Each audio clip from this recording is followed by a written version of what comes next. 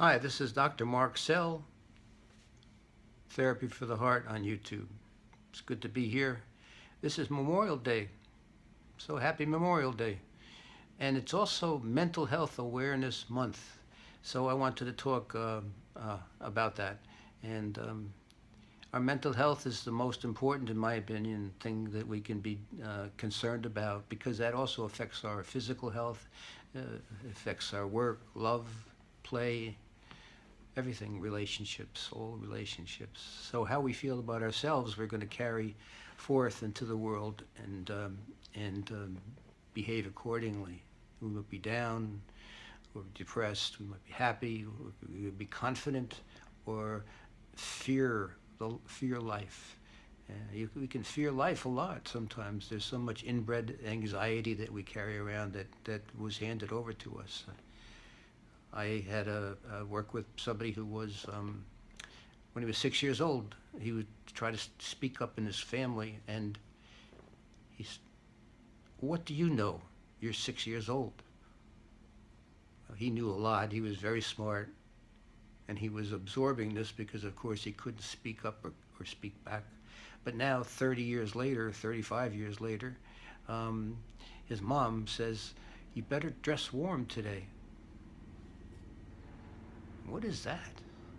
He's not a toddler, but he's being treated like one after all these years. But he's very, very successful. He's developed his own business. People in my group were talking about their success and their own entrepreneurship, and they came a long way. They've all helped each other to successful independent businesses, and he's one of them. So I asked him, I said, "What did your mom think about your new venture?" He said her reaction was fear. Maybe it won't work out.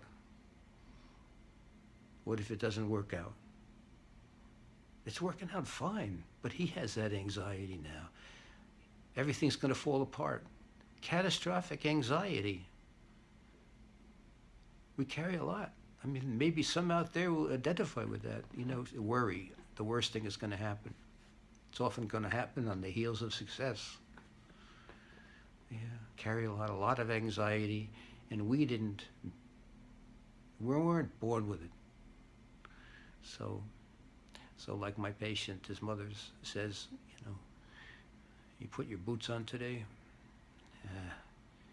Why doesn't she have confidence?" Well, she can't fault her because that's what was done with her. Most likely, she probably had a very anxious parent who was raising her and communicated that to her. So that's how things work out. But we don't have to repeat it with our children, do we? We don't. The more we know about ourselves, the more less likely we will be to transmit these not so helpful things in us and to our children. And that's what mental health should be all about, because so many children are suffering in this planet, either through assault, ridicule, reprimand, abuse, physical, sexual abuse. There's so many things that children, they're vulnerable. They can't defend themselves. They don't know how to.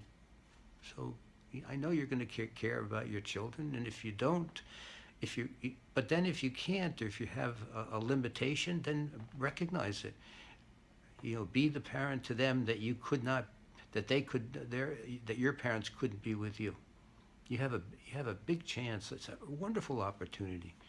That's why when couples come to me and they haven't had children, and I've worked with them for a while, either individually or both together, they all of a sudden see that what they said that they would never do with their children suddenly happens, and if I can catch that, if I can help them catch what's inside them, like they were yelled at, and they'll be less inclined to do that with their children. But so that's why I like when they come to me and they're thinking about having children, they're married, or it doesn't matter if they're married or not, but they want to have children, and so they have a step ahead. There's so much preventive mental health that can be done with your children. And if you're having a struggle, what you need to do is pay attention to what's going on with you and your interactions with your children. and don't be critical of yourself. Just try to be observant and see, well, where does that come from? You know, that's the way my father or my mother yelled at me. So that's a great insight and a good preventive. There's so many people out there in the world that we have stigmas too about. We're stigmatized, like the mental health, people who are mentally ill, and like observably in the street, they might yell and scream and at an imaginary person, and could be frightening, but generally they're not harmful to anybody. I said generally, sometimes, but most likely not. But they have a conversation with some person imaginary who it's important for them to have that conversation, even if it's yelling and screaming.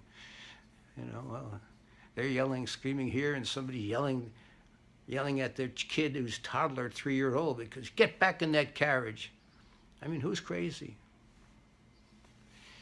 So, but we all have carry on this way that we need to. So, like a psychotic person would be talking to themselves, and they have a communication with delusional or hallucinatory. They might need that as a companionship. One person in the New York Times reported that she was upset and lonely after she was medicated because the medication took away the voices that she used to hear inside her mind. They served a function. You know, and maybe with psychotherapy, she could have been helped to see that rather than just medicate her, right? Isn't that significant that those voices were keeping her company? You know, I doubt whether people knew that at the time that she was being medicated. And if they knew that, they would not just medicate her, they would help her to try to get some psychotherapy sessions, probably quite a few under her belt. So we want to not project all those disparate parts of ourselves like a pie. You take a big pie, cut it up in little pieces, and then you say, all these pieces are not me. They're not me. So I'll project them out into the world. And you say to your girlfriend, are you angry with me? Are you angry with me? Yeah. Or the prejudice of homophobia. You know, Catholic priests have sex with boys. No wonder. I mean, they can't have a sexual life. Now the church is coming around, and now they said, well, God, you were born gay, and that's great. Pope came out and said, well, okay, it's okay because you're born gay, right? Well, that's good. I don't know how much insight that meaning has to the Pope, but I mean what he's doing. But at least he relieves the people who are gay to feel not guilty about their existence. So much we can do in mental health to be aware of these parts of ourselves that we say they're not us. If we accept ourselves, it's much better as a human being and to be more confident and successful in the world, in life, and just more generous of spirit to accept all the disparate things that we have inside us. And you can be whole. You might not like them, so that you can work on those that you don't like. Supposing you have an ungenerous part of you or sadistic, well, so get to know that, and then you'll have control over it. It's what we don't know about ourselves that we don't have control over. We'll act out. Just like they've discovered that fathers who have can't accept their sexual feelings towards their daughter, they can't accept them. Unacceptable. They're more likely to act out sexually with their daughter. More likeliness of it. Knowledge is wonderful, even if we don't like that knowledge. Let's get to know it and be generous with people. And I was in the shop, the corner shop here, and I was watching this lady buying flowers, and she had 3 bouquets of flowers in her hand. And so she was having a little trouble with the man who's trying to tell her how it was priced. So anyway, I said, boy, they're beautiful flowers. And she turned to me and she said, "Do you know this is a double holiday?" And I said, "No, I didn't know that." I thought she might have meant Sunday and followed by Memorial Day, long weekend. She said, "No," she said, "it's Trinity Day." I said, "Trinity Day, what's that?" And she said, "Well, it's the Father, Son, and the Holy Ghost." I said, "Really interesting. I didn't know that. Thank you." And so in some way she made my day and I made her day. And that's what can happen with friendliness and saying hello to somebody that you never said hello to in your building. You live there for 40 years. So it can happen, but just say, "Hi, how are you? Good morning. Have a great day." That goes a long way, especially if somebody's down and out, and a smile or a welcoming hello can mean a lot, go a long way. So I would think about that for Mental Health Awareness Week. Those kinds of things, a month. I changed it to, well, it's a week and then a month. Let's hope it's Mental Health Awareness Year, right? It's not just a month. We want to carry these teachings of learning about ourselves throughout our life and build on that. And that's hopefully we can be with our children, that we can train them so much. There's so much, I don't mean training, but I mean training to be human beings with themselves and with us. So for instance, if you're a parent and you start yelling at your child, you know what a breath of fresh air is? You can turn around to that child and say, "I'm sorry, I want to be a better father to you. I don't want to be like that." Huh? What a breath of fresh air. They don't usually, I don't know how often parents will say things like that. I mean, I don't know the frequency. You should do a study on how much you tend to apologize to your children after you make a big mistake, and see what the incidences of parents recognizing their reactions to their children. You could make a big study, but you'd have to have a little bit more questions about things like that. But anyway. Yeah, so this is Memorial Day. Here it's nice weather. I don't know about where you are. If you're in New York, it's pretty nice. We had a trippy start with a lot of rain, and those poor people down with the hurricanes are getting wiped out. That's terrible. It's huge, causing huge problems. But we'll think about them, and also maybe think about, think about a prayer for all those people who were down in the different shootings. It was terrible. Those kids were massacred. Different occasions, twice. I mean, yeah,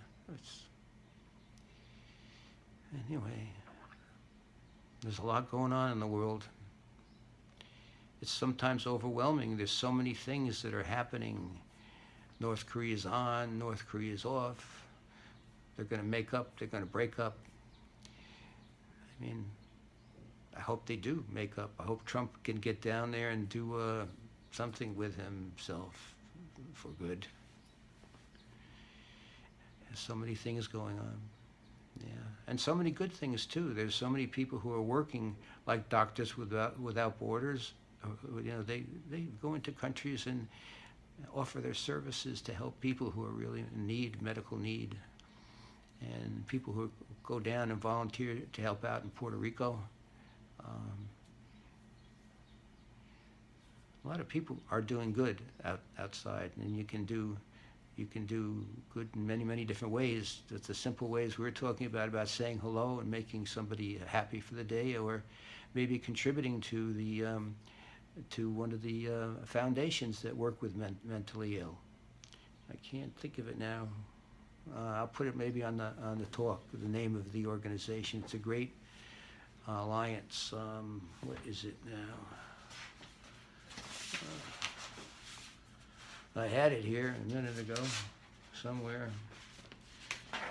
But it's a great organization to contribute to, and it's Alliance for Mental Health. That's not the name of it, but I will put it underneath this YouTube. Put it in there, so if you ever want to make a donation, or look them up, because they do a lot of good work. So I'm going to sign off right now. You can email me at marksehl@gmail.com. Check out my website, marksehl.com. And if you need a referral or want to come in and talk to me, or if you want me to find somebody who can talk to you, I'd be happy to do that. So thanks a lot for listening, and I'll check in with you soon and see you soon. All right. Adios. Bye.